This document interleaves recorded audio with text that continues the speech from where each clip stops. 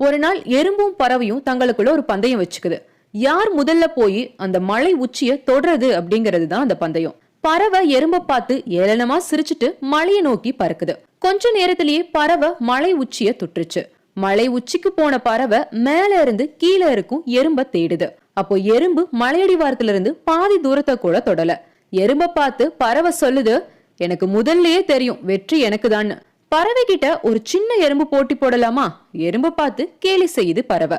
கொஞ்ச நாட்கள் கழிச்சு எறும்போட விடாமுயற்சியால ஒரு நாள் எறும்பு அந்த மலையோட உச்சிக்கு போய் அடையுது.